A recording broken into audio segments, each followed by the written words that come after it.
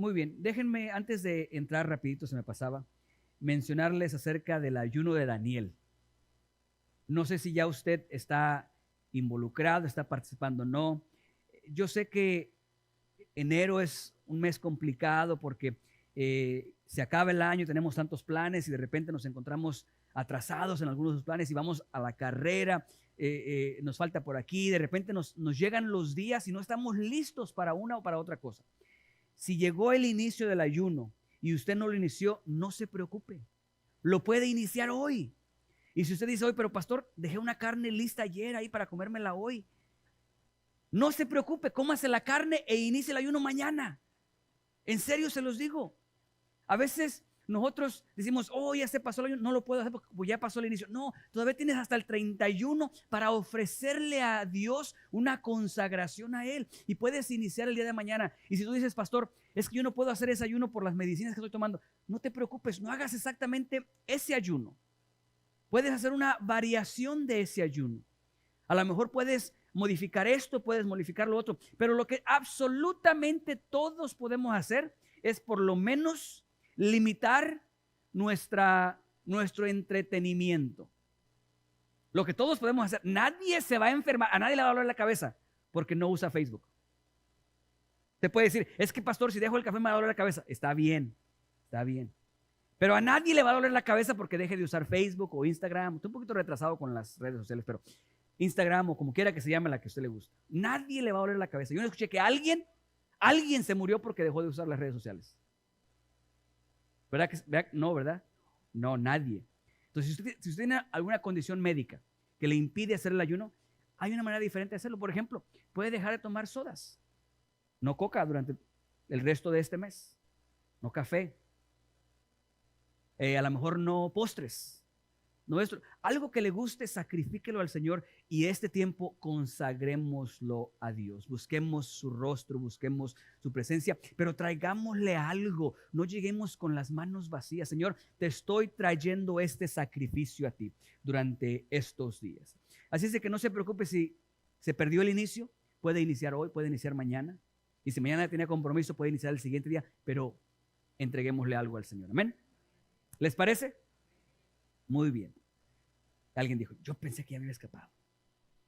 No se preocupe, puede iniciar el lunes.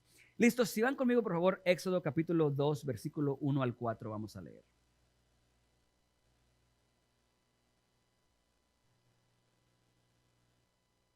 Cuando lo tengan pueden indicar con un amén y si no me ayudan o pueden observar en los monitores. Leemos el nombre del Padre, el Hijo y el Espíritu Santo. Un varón de la familia de Leví fue y tomó por mujer a una hija de Leví. No vamos a entrar en detalles en cuanto a cómo que uno del hijo de Leví, no vamos a entrar en detalles de esos y vamos a continuar. Versículo que sigue. La que concibió y dio a luz un hijo.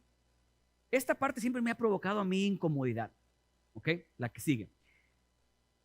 Un hombre de los hijos de Leví fue y buscó a una hija de los hijos de Leví y se casaron. Versículo 2. La cual concibió y dio a luz un hijo. Y esta parte me turba.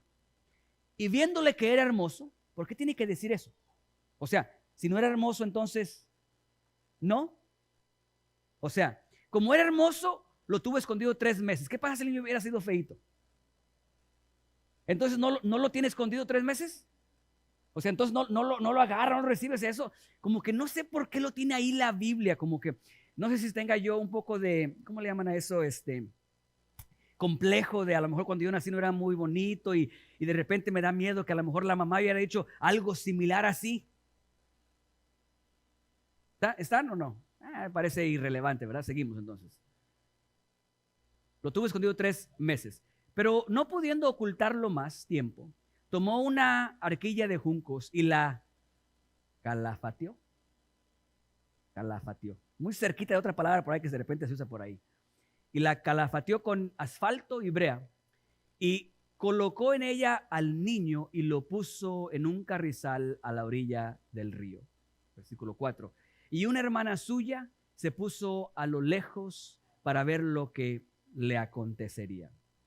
Bien, mientras leía esta historia, no podía evitar más de que simplemente pensar en la simpleza de esta historia. Esta es la historia. Esta es la historia que leemos y es la historia que vamos a utilizar como base para este mensaje. Y dentro de esta historia no puedo evitar el pensar lo simple que es esta historia. Se las voy a parafrasear. La historia que acabamos de leer prácticamente data lo siguiente. Había un hombre que llegó a la edad en la que le empezó a interesar lo que sigue en la vida. O sea, ya creció, empezó a buscar mujer, se consiguió una mujer, se casaron y tuvieron a un hijo. Y como el hijo estaba bonito, lo mantuvieron. Esa es la historia prácticamente. O sea, no tiene nada de especial. Se me hace una historia muy simple y sin embargo considero que dentro de la simpleza de esta historia encontramos algo extraordinario en esta historia.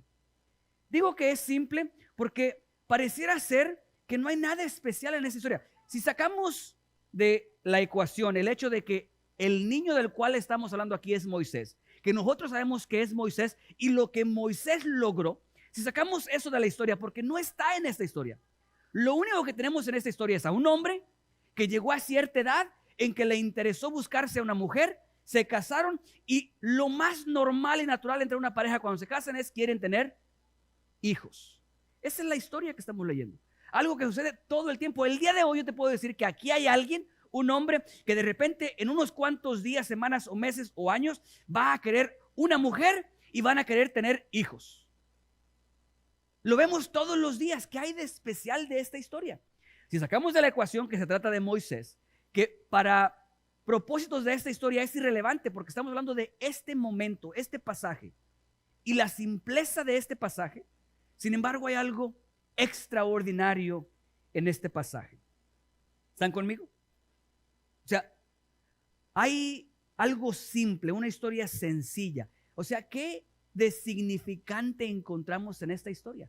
¿Qué cosa impactante encontramos en esta historia? En realidad no vemos nada significante, impactante, aparte del hecho de que era Moisés, que para este punto es irrelevante. Entonces, ¿por qué digo que hay algo extraordinario en esta historia? Lo que hace que esta historia sea extraordinaria dentro de la simpleza de esta misma es el contexto en el que se da el que un hombre busque a una mujer, se casen y tengan un hijo. El contexto sobre el cual se da esto tan simple y sencillo hace que sea una historia extraordinaria. Les voy a dar el contexto. En el capítulo 2 que acabamos de leer, no nos da cuál es el contexto bajo el cual nace este niño, porque ya no lo dieron en el capítulo 1.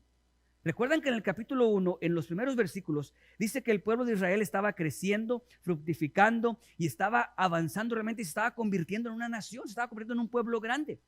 Y dice que entonces nació o creció o se puso en el poder un rey de Egipto que no conocía a José. Este tuvo temor de que este pueblo extranjero que había estado creciendo y multiplicándose, en algún momento se pusiera en contra de ellos y se uniera a sus enemigos. Como le dio miedo eso, empezó a tramar diferentes estrategias para oprimir a este pueblo y para que este pueblo no creciera. Los hicieron esclavos, les daban tareas rigurosas, les hacían la vida difícil, imposible, los maltrataban, abusaban de ellos. Entonces la situación empezó a cambiar un poco para ellos en el capítulo 1. Al final del capítulo 1 eran esclavos, maltratados, oprimidos. Se estaba haciendo todo lo posible para que este pueblo desapareciera o no se convirtiera en una amenaza para Egipto. ¿Estamos hasta ahí? Ese es el contexto sobre el cual se da esta historia que les estoy contando el día de hoy. En pocas palabras, lo que les quiero decir es que para este punto, el pueblo de Israel ya no era simplemente un pueblo extranjero en Egipto, ya eran esclavos. Cuando inicia el capítulo 2, ya eran esclavos, ya no eran solamente extranjeros que llegaron, no, ahora eran esclavos. Para el inicio del capítulo 2, ya no vivían en paz, estaban siendo abusados, torturados, maltratados. Para el inicio del capítulo 2, ya no estaban a salvo ahí, porque habían fuerzas trabajando en contra de ellos, buscando aniquilarlos como nación. Ese es el contexto, ¿sí? Sobre ese contexto, un hombre se enamora de una mujer, se casan y dan a luz. ¿Estás viendo el contexto? Está un poco complicado. Es como si de repente el gobierno de esta nación nos viera a nosotros latinos como una amenaza y empezara a decir que cuando llegue una mujer latina al hospital, observen si quien nace es un niño o si nace una niña, se va a obrar de maneras distintas. ¿Cómo tomarías tú la vida si estás viviendo en una nación donde cuando tu esposa vaya al hospital, si es hijo, los enfermeros tomarán a ese niño y lo matarán? Si es niña, la dejarán vivir. Eran realmente situaciones complicadas y difíciles. Por un lado, ese es un lado de la moneda del contexto. Ahora les voy a dar el otro lado de la moneda del contexto. El pueblo de Israel todavía no tenía una religión organizada. No había un servicio del sábado o del domingo donde se reunían y tenían estos estatutos y tenían estas leyes y observaban esto y esto. No había nada de eso. Lo único que tenían era que su tátara,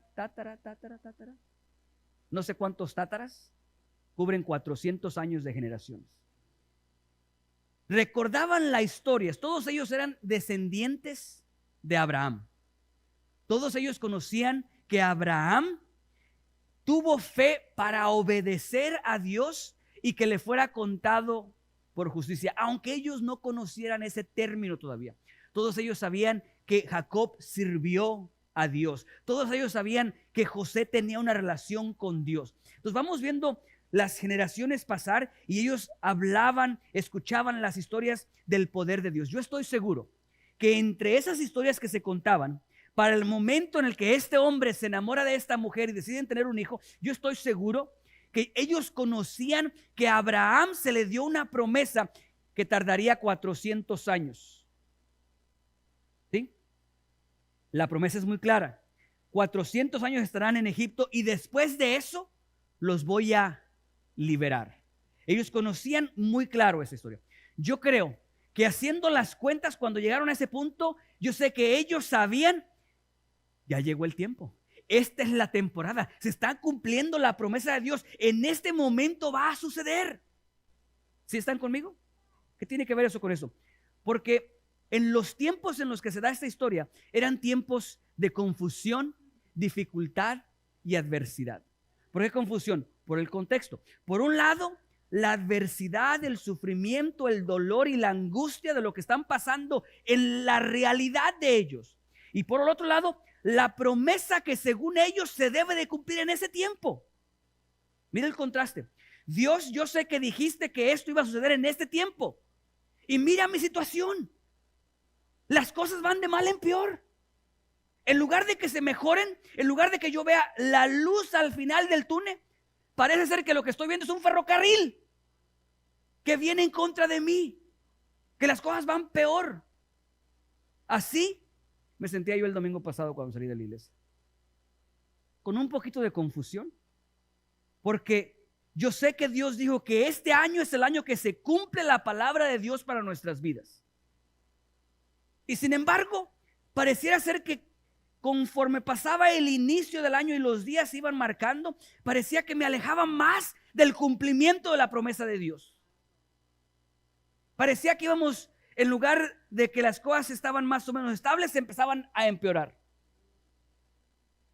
Salí un poquito confundido, con una pizca de desilusión, un poquito de estrés, abrumado. Me sentía un poquito como con derrota. Y luego me di cuenta y dije, no me gustó el mensaje. Si a mí no me gustó, pobres hermanos. O sea, lo que hablamos la semana pasada es de que Dios ya aprobó un préstamo para ti. O sea, una promesa para ti. Y como Dios ya aprobó eso, la semana pasada nos dio para que leyéramos las condiciones y los términos para ese préstamo, que ya fue aprobado. Y dentro de los términos de ese préstamo que ya fue aprobado encontramos disturbio. Disturbio. Problemas, dificultad, adversidad, guerra, lo que tú quieras. Y para que el mensaje se pusiera mejor, encontrábamos que el disturbio era tedioso, porque no era de la noche a la mañana. Era como que viene la promesa y dices, esta es la promesa, y para de aquí a que se cumpla en su totalidad, pasa el tiempo y pasa el tiempo y pasa el tiempo. Porque les comento, cuando estamos leyendo esta historia es porque el tiempo de Dios ya llegó y se va a cumplir su promesa. Está a punto de nacer el que los va a liberar. Ya llegó el tiempo. Sin embargo, déjenme les digo que no sucedió de la noche a la mañana. ¿Sabes cuántos años después de que nació Moisés inició el proceso de liberación? ¿Tienes una idea más o menos? 80 años. Pastor, no me ayude. Tengo batallando con mi esposo 5 años. Usted me dice que me faltan 80 años más. No me ayude. Es tedioso. Y después hay que pagar un precio. Es como si nosotros escucháramos, el precio fue aprobado y el interés es bien alto. O sea, tu préstamo ya está, tu promesa ya está, pero tienes que pagar un interés alto. Y lo vas a pagar por un periodo de tiempo largo. Creo que se está poniendo mejor el mensaje cada vez. Y vas a tener que luchar con días en los que llueve y no puedes trabajar y hay dificultad y adversidad. No va a ser sencillo. Así me sentía yo la semana pasada, con un poquito de frustración, un poquito de incomodidad, un poquito de dolor, un poquito de angustia, porque tengo la certeza total de que este es el tiempo en el que Dios declaró que iba a hacer ciertas cosas en nuestras vidas. La certeza está ahí y sin embargo volteo a ver a mi alrededor y parece que las cosas van de mal en peor. Dificultad tras dificultad y cada vez se ve más lejos y más distante que se cumpla la promesa de Dios. ¿Alguien se encuentra parado en una situación similar? Tienen la certeza. Están absolutamente convencidos de que Dios dijo, esto es para ti y este es el tiempo. Pero volteas a ver la realidad y te dice todo lo contrario. Te voy a bendecir financieramente. Y escuchas que en tu trabajo están despidiendo gente y escuchaste tu nombre dentro de los que van a despedir. Y empiezas a decir, Dios reprenda. Diablo mentiroso. Y luego te entregan la carta que te dicen goodbye. ¿Cómo, Dios? Explícame cómo. Entonces, si tú estás en una situación similar, quiero hablarte y decirte un par de cosas. Si tú estás pasando una situación en la que te sientes de esa manera, estás convencido de que este es el tiempo de la promesa de Dios. Sin embargo, todo apunta a que las cosas están peor que antes. O sea, si te encuentras en un lugar donde estás parado en la promesa de Dios, estás parado en la promesa de Dios, y sin embargo, ves la dificultad que te rodea alrededor. Te encuentras en un lugar donde sabes que este es el tiempo de tu milagro, pero cada vez las cosas se están poniendo peor. Si sabes que Dios se está moviendo a tu favor, pero no ves la salida del problema. Si sabes y estás confiado en que Dios está obrando, pero tu realidad dice algo distinto, hoy quiero hablar contigo. Quiero preguntarte, ¿qué es lo que vas a hacer en este momento?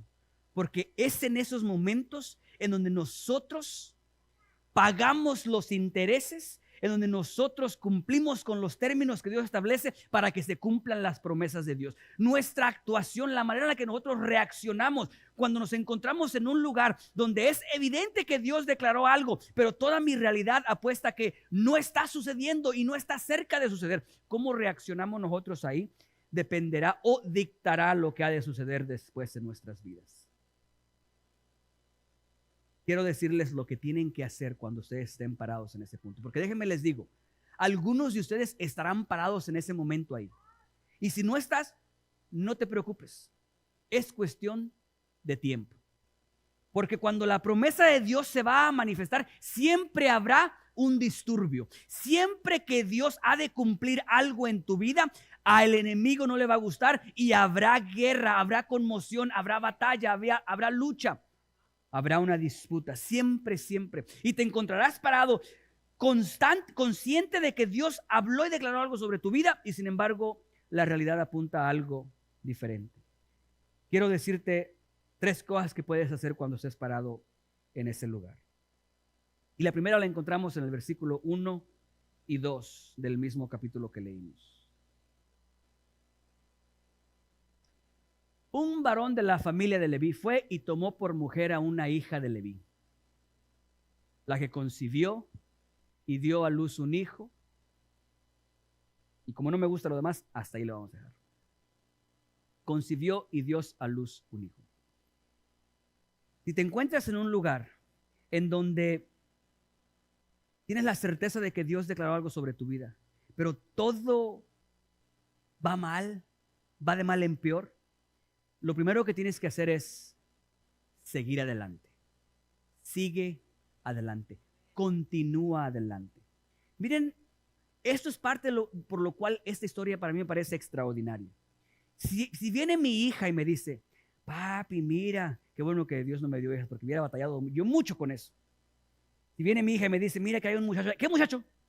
¿Cómo que hay un muchacho ya? Tú todavía no tienes 40 años. Pastor, ¿cómo es usted?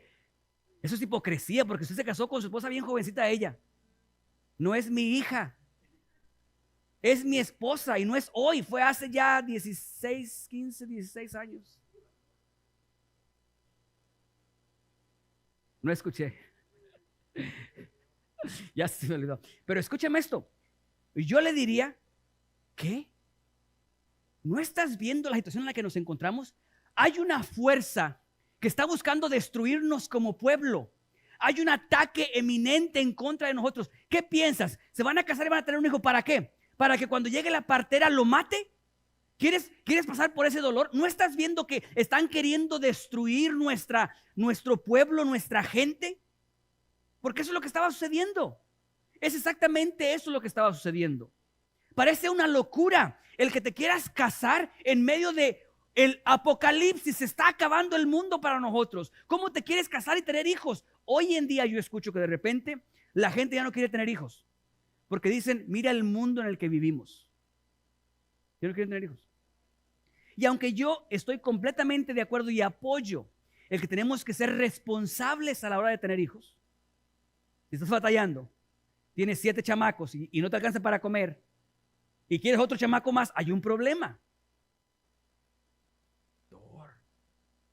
Es que, pastor, donde comen uno, comen 2. Sí, pero cada vez el pedazo de tortilla es más chiquito. O sea, donde comen uno, comen 2, sí, pero es la misma tortilla. Ya hasta la mitad, luego entre 4. Sí hay que tener responsabilidad a la hora de tener nuestros hijos. Pero escúchame lo que te estoy diciendo.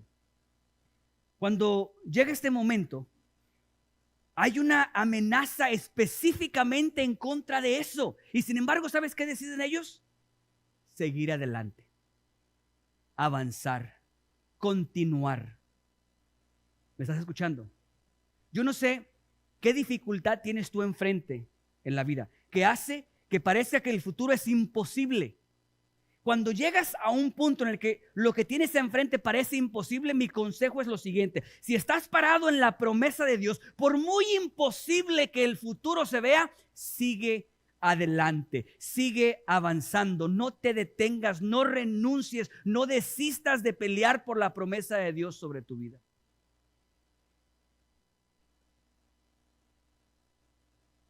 Por muy complicado y difícil que sea, sigue avanzando. El hecho de que parezca extremadamente difícil no significa que sea el fin de tu promesa. ¿Estás escuchando? Tú ves a tus hijos, ves a tu esposo, ves a tu esposa y ves la imposibilidad y lo difícil que es que se logre lo que Dios dijo. Por más que ese sea el caso, no desistas. Sigue avanzando. Sigue orando. Sigue peleando. Sigue luchando. Sigue obrando. Si estás parado en la promesa de Dios, por más difícil que se vea, no desistas. Sigue avanzando. Hay una tradición judía que habla precisamente de esta mentalidad de desistir o de seguir luchando. Había un hombre, se llama, no sé si lo voy a decir correcto, pero se llama, dice la tradición, Amram, A-M-R-A-M, Amram. Este era un líder respetuoso. Les decía que ellos no tenían una religión establecida, pero yo estoy seguro que como pueblo, especialmente el pueblo judío que ha sido tan disciplinado para mantener sus tradiciones, estoy seguro que en ese momento, aunque no tenían una religión organizada, no se reunían los sábados o los domingos, aunque ese era el caso de que no se reunían, yo estoy seguro que sí conversaban, tenían pláticas, tenían líderes entre ellos. Y cuando sucedió esto, dice que este líder respetado que era Amram, dice que reunió a los, imagino que a los influyentes, a todos ellos, al pueblo, y buscando una manera de lidiar con el problema de Faraón. El Faraón dijo, a todos los que nazcan niños, los van a matar. Dice, para evitar que eso suceda, lo que él les dijo, es una tradición, no está en la Biblia, está en algunos de esos datos históricos o libros históricos alrededor de la Biblia. Dice que este hombre les sugirió a todos los esposos que se divorciaran de sus esposas con la intención de que ya no tuvieran más hijos para que el faraón no pudiera matarlos. A esto se levanta una jovencita llamada Miriam. Miriam, cuyo nombre habla un poquito de rebelión. Dice, Señor mío, ¿qué no es que lo que tú estás haciendo es mucho peor que lo que está haciendo Faraón? Porque Faraón quiere matar a los niños, niños que nazcan. Sin embargo, si nosotros hacemos lo que tú estás diciendo, terminaremos con nuestra gente, no habrá más. Cesaremos de crecer y cesaremos de ser una nación.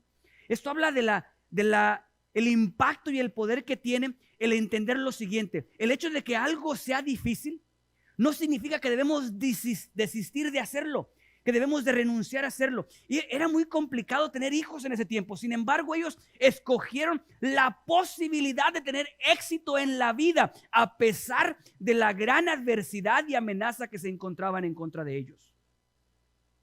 Escúchame, si estás sentado en una promesa de Dios y ves que es imposible que se cumpla, no desistas. Aunque haya solamente una pequeña esperanza, tú continúa, porque Dios cumplirá lo que Él ha establecido sobre tu vida. Escúchame, si estás sentado en una promesa de Dios, algo que Él dijo, no algo que tú maquinaste dentro de ti, algo que Él dijo, yo sé que Dios me dijo esto, y ves que las cosas están de mal en peor, no desistas, sigue adelante. Gálatas 6:9 dice, no nos cansemos pues de hacer el bien, porque en su tiempo cosecharemos, segaremos, si seguimos adelante, si no desmayamos, si no renunciamos, si no dejamos de avanzar. No desistas, sigue adelante. Entonces, yo sé que es complicado seguir adelante cuando las cosas van de mal en peor. Es difícil. Es difícil seguir adelante cuando duele. Es difícil seguir adelante cuando estás sufriendo. Es difícil seguir adelante cuando no entendemos. Miren que la falta de entendimiento complica todo. La falta de entendimiento hace que todo sea peor. Miren, si yo estoy experimentando dolor, estoy experimentando sufrimiento, pero tengo el entendimiento, el conocimiento, la certeza de que Dios está involucrado en mi situación, por mucho que duela, porque va a seguir doliendo, tendré esperanza. Habrá esperanza. Sé que al final de ese proceso algo bueno he de recibir, he de cosechar. Tengo esperanza. Pero cuando nos falta ese entendimiento, es realmente difícil el lidiar con el dolor, el sufrimiento, cuando no hay entendimiento. Miren, cuando un hijo es disciplinado y el hijo entiende la razón de la disciplina, esto trae paz. Por mucho que haya dolor y le duele en ese momento, él sabe que tú lo amas y que buscas su bien. Por más que en ese momento no te crea, cuando tú le dices, me duele más a mí que a ti. Porque no te cree, déjame decirte, por mucho que tú le digas. Yo creo que él con las lágrimas aquí dice, yo dudo mucho. que te duela más a ti que a mí. Por más que eso sea, el saber que los amas, eso da paz, da esperanza. Es igual con Dios. Cuando nosotros sufrimos y batallamos, pero entendemos eso, la situación es distinta. Miren lo que sucede cuando nosotros no entendemos. Vamos a leer versículo 11 y versículo 14 del mismo capítulo. ¿Qué pasa cuando nosotros no entendemos el proceso, la situación? En aquellos días sucedió que creciendo ya Moisés salió a sus hermanos y los vio en sus duras tareas y observó a un egipcio que golpeaba a uno de los hebreos, sus hermanos. Entonces miró a todas partes y viendo que no parecía nadie, mató al egipcio y lo escondió en la arena. Lo voy a parafrasear de aquí en adelante para avanzar con el tiempo. Dice que volvió a salir otra vez, pero esta vez encontró disputando a dos de sus hermanos entre ellos. Y fue y regañó a uno de ellos. ¿Por qué estás haciendo esto? ¿Por qué están peleando entre ustedes? Este le dice, ¿quién te ha puesto a ti por juez entre nosotros? ¿Me vas a matar igual que como mataste al judío? La Biblia dice, cuando él escuchó esto, supo que se habían enterado de aquello y huyó, se fue. Esto sin duda es un caso de lo que sucede cuando nosotros no entendemos lo que está sucediendo. Y en lugar de seguir avanzando, empezamos, número uno, a quejarnos. Porque eso es lo que sucede. Cuando nosotros no entendemos algo, nos quejamos.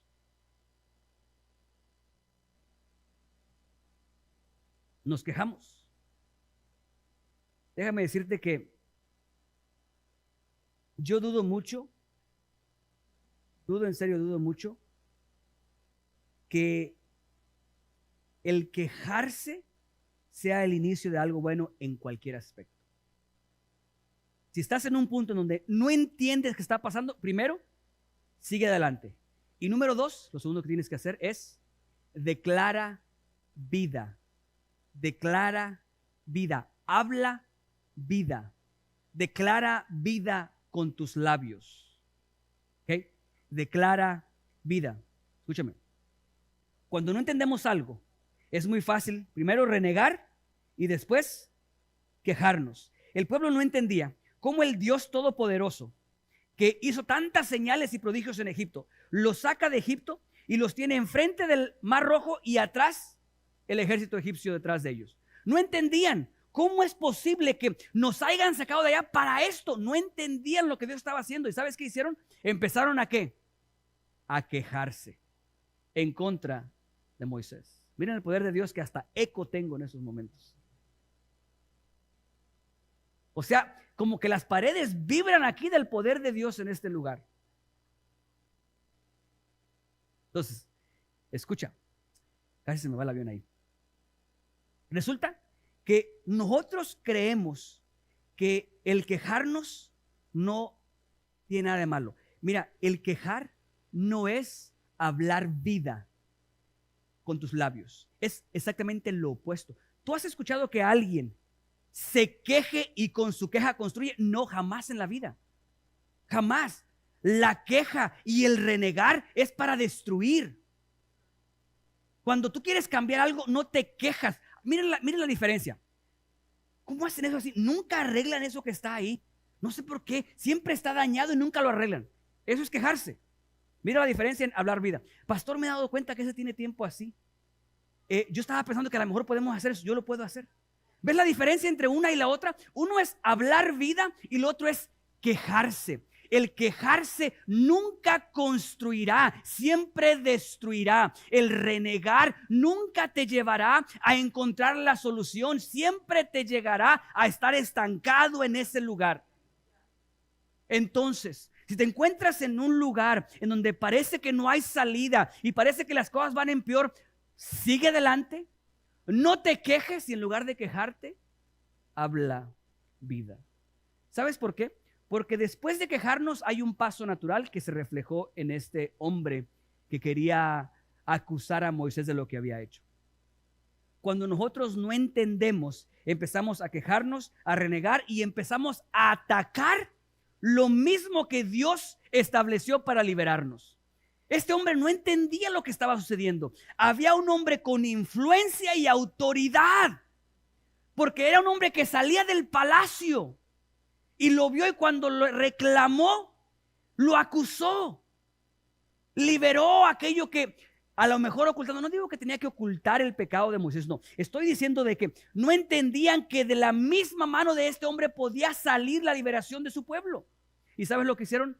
Atacarlo. Igual que tú y yo, cuando no entendemos que el proceso que tenemos enfrente es lo que Dios está utilizando para liberarnos. Pero nuestras quejas, nuestros reclamos, nuestro renegar, lo único que hacemos es destruir y atacar aquello que mismo Dios está utilizando para liberarnos.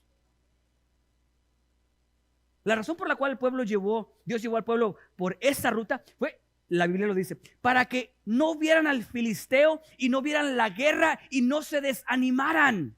Dios quería llevarlos por un lugar más fácil. Pero nosotros nos abrumamos en la dificultad, empezamos a renegar, empezamos a quejarnos y empezamos a destruir lo que Dios está utilizando para liberarnos a nosotros mismos. Déjeme le digo algo, si usted es una persona quejosa, ¿se dice así? Quejosa, quejambrosa, quejumbrosa. Si usted es una persona quejumbrosa, le tengo un secreto: no le cae bien a su jefe. Yo no conozco a un jefe, a un empresario que tenga trabajadores trabajando para él, que le gusten los quejumbrosos. A ese tipo de empresarios, ¿sabes qué le gustan? Los hombres que traen soluciones. Mira, vi un problema allá, estaba pensando, ¿por qué no le hacemos así? Hay mucha diferencia. Aquí nunca hace nada bien. Y veo esto que está mal, ¿por qué no podemos hacer esto o lo otro? Tengo algunas opciones, no sé si me quieras escuchar. Todo empresario que tiene trabajadores, esos inmediatamente se ponen aquí en la mente. Cuando se trata de llevarse a alguien de confianza, ¿a quién buscan? ¿Al quejumbroso o al que habla vida? Habla vida. Lo bueno que en Bethesda no van quejumbrosos. Ese me tiene que ser más fuerte. Lo bueno que a Bethesda no van quejumbrosos. Gloria a Dios, aleluya. Pura gente que habla vida. Miren la importancia que tiene hablar vida. Otra tradición de esta era dice que una de las estrategias del faraón para oprimir, para destruir al pueblo hebreo, era que mandaban a los hombres a campos, como si fueran campos de concentración para trabajar. O sea, los hombres ya no regresaban a casa con sus esposas, sino que se quedaban en los campos allá. Los maltrataban, los golpeaban, les ponían duras tareas. Y dice la tradición que las mujeres hebreas se escondían en la noche, iban, y unos se tomaban turnos, decían, ahora vas tú con tu esposo, al siguiente día voy yo con mi esposo, para que no fueran todas. No sé, lo que sí sé es de que dice la tradición, no sé si sea todo verídico, no, pero hay algo ahí que me gustó mucho y quiero compartir con ustedes. Dice que estas mujeres llegaban y a escondidas se metían en la tienda donde estaba el esposo y traían paños mojados, toallas mojadas. Y dice que les sanaban las heridas, los lavaban, los limpiaban. Pero lo que me llama la atención es lo que dice que estas mujeres hacían mientras los atendían. Yo me puedo imaginar, ve conmigo, imagínate a un hombre maltratado con heridas de golpes, de latigazos. A lo mejor le cayó una piedra encima y estaba tallando en medio del dolor. Aparte del dolor físico, la tristeza de creer que Dios se ha olvidado de ellos, que Dios se olvidó de la promesa que les había hecho. Y las mujeres, dice la historia esta, la tradición, dice que se acercaban con ellos y mientras los limpiaban y los atendían, le decían, no pierdas la fe, no desistas, sigue creyendo, Él nos va a ver. ¿Tú te imaginas eso? A un hombre que está golpeado.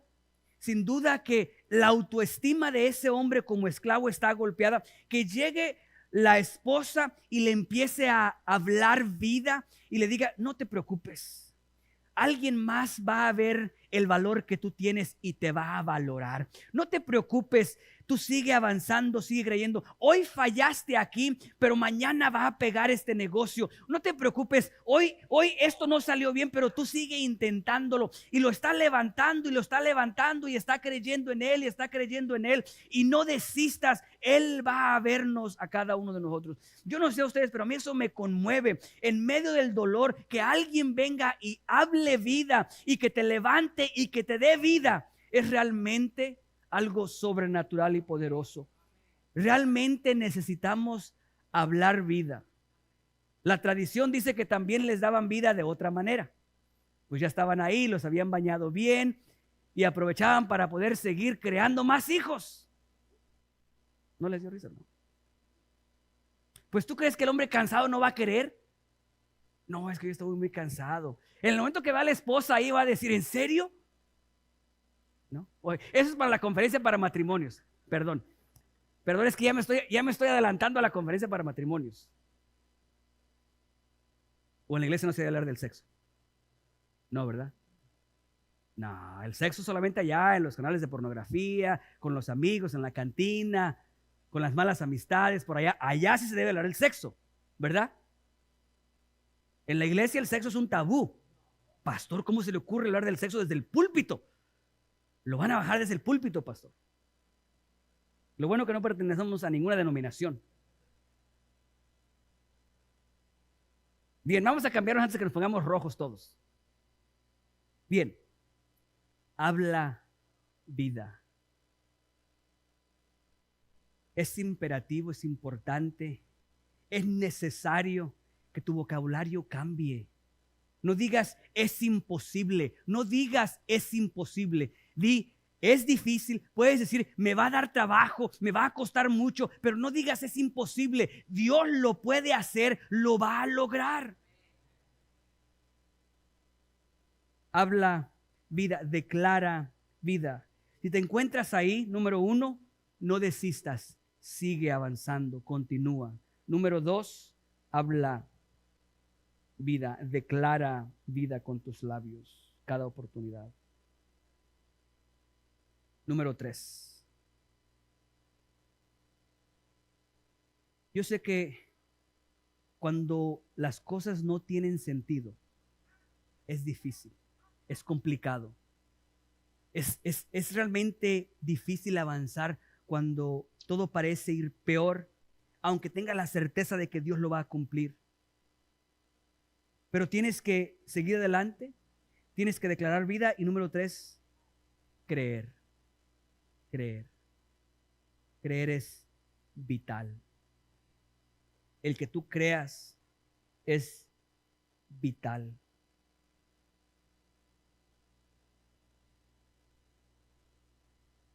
Es difícil a veces pasar del no crees a el sí crees. Parece algo abstracto. ¿Abstracto se dice? Abstracto. Algo abstracto, gracias. Se me cruzan los cables entre el inglés y el español y a veces ni siquiera le doy a uno ni al otro. Es algo complicado. Pareciera ser que el creer es algo abstracto porque pareciera ser que no lo puedes tocar. O sea, me tocó estar parado en reuniones donde querían que la gente empezara a hablar en lenguas. Y la única barrera para que hablaras en lenguas o no era el que tú creyeras. Y empezaba con uno y llevaba primero. Habla en lenguas. Y tiene que creer. De repente hablaba en lenguas.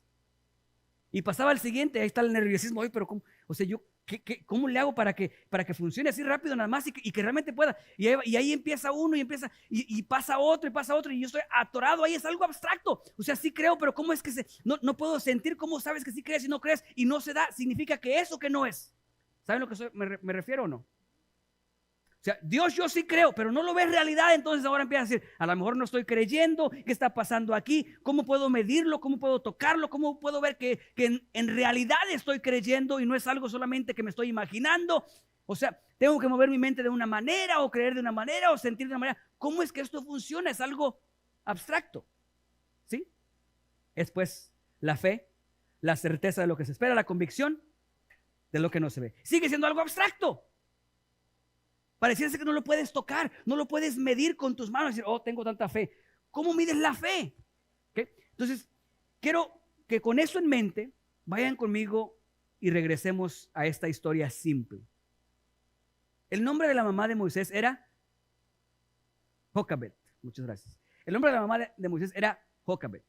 Ahora, la Biblia en ningún lugar habla de una profecía que haya declarado el nacimiento de Moisés, como si hubo profecía para el nacimiento de Cristo, de Jesús, incluso de Juan el Bautista.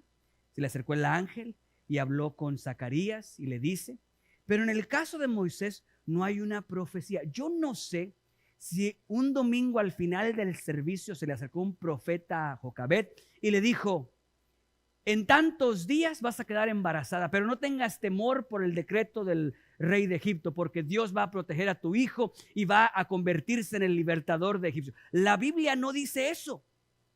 Yo no creo que eso haya sucedido.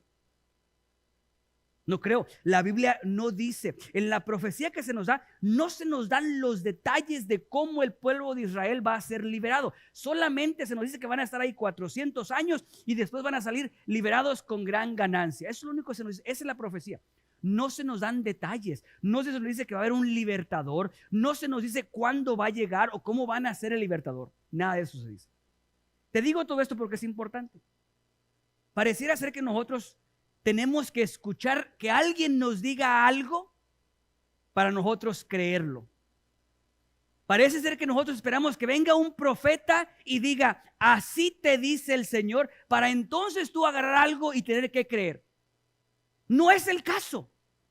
Esta mujer, no hubo un profeta que se le acercara y le dijera, tú vas a hacer así, así, así. No hubo tal. Ella simplemente creyó que dentro de ella había algo valioso. Ella creyó que dentro de ella había algo que Dios podía utilizar. Ella creyó que dentro de ella había algo que podía cambiar no solamente su generación, sino generaciones por venir. Ella creyó que dentro de ella había algo tan hermoso que valía la pena guardar y proteger y preservar con la intención de que Dios pudiera utilizar. ¿Están conmigo? Digo esto porque pudo ser cualquiera. Pudo ser cualquier madre. No tenía nombre antes. No había una profecía que decía tal mujer. No, simplemente un hombre se enamoró de una mujer, se casó con ella y tuvieron a un hijo. Cuando este hijo nació, ella creyó que había algo especial en este hijo, en lo que había salido de ella. Y como había algo especial, entonces obró de esa manera. Entonces, difícil, puedes creer o no puedes creer. Déjame te digo lo que considero cada uno de nosotros debe de creer. Y después vamos a ver si crees eso o no lo crees y cómo podemos nosotros hacer para creerlo o no. No sé si los confundí con esto. Les estoy diciendo, les voy a decir lo que tienes que creer que cambiará tu vida. Después te voy a decir cómo te vas a dar cuenta si realmente lo crees o no lo crees y qué es lo que tienes que hacer para creerlo y que pueda realmente cambiar tu vida. Lo primero que tienes que creer o lo que tienes que creer es de que dentro de ti hay algo especial.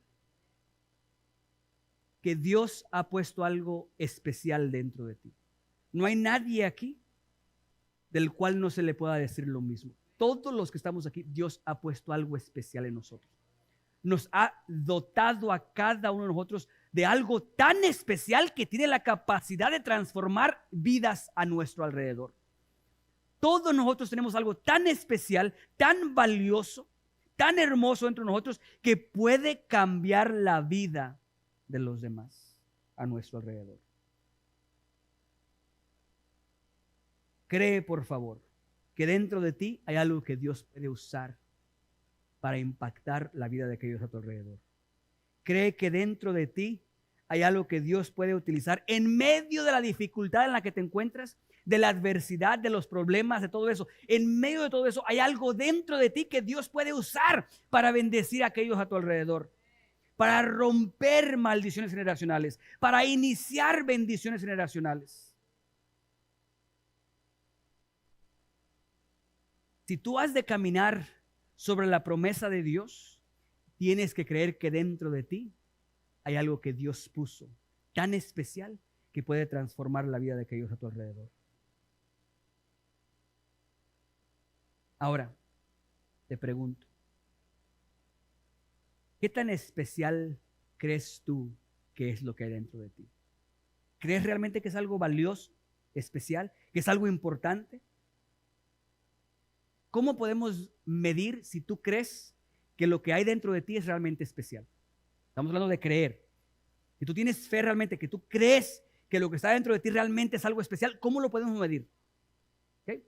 Ella hizo 3 cosas que nos ayudan a medir si tú realmente crees que lo que Dios puso en ti ha de transformar la vida de aquellos a tu alrededor o ha de transformar tu generación. Lo primero, nos damos cuenta cuando tú realmente crees que lo que tú tienes es especial en la manera en la que lo proteges. ¿Cómo tú proteges aquello que tú tienes? Devela lo que tú crees que eso vale. Si tú tienes algo que tú crees muy especial y no lo proteges, realmente no crees que es especial. Es imposible que tú tengas algo especial dentro de ti y que no lo protejas. La manera en la que medimos qué tan especial es algo que hay dentro de nosotros es en la manera en la que nosotros lo protegemos. O sea, si crees que dentro de ti hay un talento especial de parte de Dios y no lo proteges, realmente no crees que hay algo especial dentro de ti. Si crees que en ti hay algo especial de parte de Dios y a cada momento lo expones ante cualquier cosa, realmente no crees que haya algo especial. Déjame te doy un ejemplo, sobre todo para las jovencitas que no estén casadas. No sé cuántas hay aquí que no estén casadas. Si ya estén casadas, pues ni modo, Dios me las bendiga. Pero las que no están casadas, escúchame. ¿Qué tanto valor tú crees que hay dentro de ti? Depende de a quién permitas que entre a tu vida. O sea, ¿cuánto tú crees que vale? Se nota inmediatamente cuando al primer pelagato que ves enfrente de ti, solamente porque tiene bigote y barba, tupida, le abres la puerta de tu corazón. Ahí se refleja lo que tú crees tiene el valor dentro de ti. Porque cuando tú dices, hay mucho valor dentro de mí, o sea, yo soy alguien especial y merezco a alguien que me trate bien, me respete, me honre, me eleve, no me pisotee, no andarías de novio con alguien que hace todo lo contrario. Si de novios son así, no, es que yo lo voy a cambiar, pastor. Yo voy a orar mucho por él para que sea diferente cuando nos casemos. No. Cuando una jovencita se siente con valor, espera hasta que llegue aquel que la ha de honrar, la ha de elevar, la ha de levantar y no se va con cualquiera. Cuando tú crees que dentro de ti hay algo especial, no lo compartes con cualquiera. Sabes que le pertenece a Dios y lo guardas para Dios. Cuando sabes que eres alguien especial delante de Dios, no te juntas con cualquier persona, no tienes cualquier tipo de conversación, no estás metido en situaciones que no van delante de lo que Dios tiene para tu vida. ¿Entiendes que hay algo de valor en ti, algo especial? Entonces, ¿crees realmente que dentro de ti hay algo especial? Se puede medir en cuanto a cómo lo proteges. ¿Sabes qué hicieron ellos? Lo escondieron. 3 meses lo escondieron. Lo protegieron durante 3 meses. Después, lo alimentaron por esos 3 meses. Si tú entiendes que dentro de ti hay algo valioso y no lo proteges y no lo alimentas, realmente no es algo especial. No crees ni tú mismo que lo que tú tienes es algo especial. Si tú crees que Dios te ha dado un don, una habilidad para bendecir a alguien más, pero no la proteges y no la alimentas, realmente te estás engañando a ti mismo. Porque hay gente que dice, yo creo que Dios me dio esto a mí. Si realmente lo creyeras, lo protegerías y lo alimentarías para que crezca, para que se multiplique, para que avance, para que te ayude, para que te guíe, para que te empodere, para que logre hacer lo que Dios te ha llamado a hacer. Ya mejor voy a terminar. Se me estoy acabando la voz ya. Número 1, lo proteges. Número 2, lo alimentas. Y número 3, lo liberas. Lo mantuvieron 3 meses Lo guardaron 3 meses, lo alimentaron por 3 meses al niño, Moisés. Y después la mamá lo liberó, lo soltó, lo dejó ir. Todo lo que Dios nos da no es para nosotros, para ser liberado, para entregarlo, para el beneficio de los demás.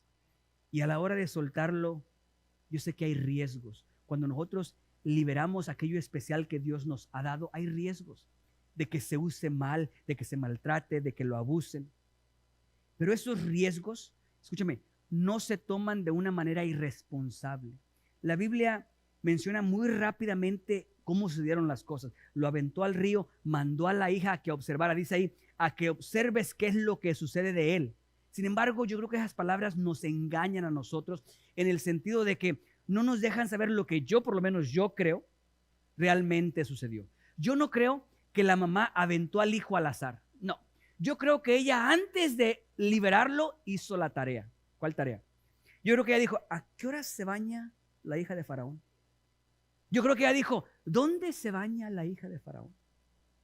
¿Cómo está el ambiente donde ella se baña? Yo creo que ella le dijo a su hija, mira, vete, después de la esquinita ahí, bajando aquella calle, ahí está el río ahí va la corriente suave y luego bajito ahí se baña la hija de Faraón. Observa, cuando veas que salgan a bañarse, ahí mismo lo pones. Y te vas tú a escondidas y le corres por allá y te quedas escondida, esperas a que lo agarren ellas. Y cuando la hija de Faraón lo agarre, tú le corres y rápidamente te ofreces a conseguirte a alguien que le ayude a mantenerlo. Ese es alguien que entiende lo valioso que hay dentro de ella. Es alguien que cuidó y protegió y alimentó y estaba listo para liberarlo. Liberarlo, no arriesgarlo nada más, sino que entendiendo cómo puede conseguir el mayor beneficio de lo que tiene. Todos los que estamos aquí tenemos algo especial. Por favor, ya terminé. En estos tiempos difíciles, si hay dudas, confusión, dificultad. Y déjame decirte, les dije hace un rato que el domingo pasado fue un domingo complicado para mí. Me fui de la iglesia frustrado. Sentía como que el mensaje realmente era para mí. Estaba un poco molesto. Dios, me gusta cuando le predicas a ellos, Dios. No cuando es conmigo el asunto.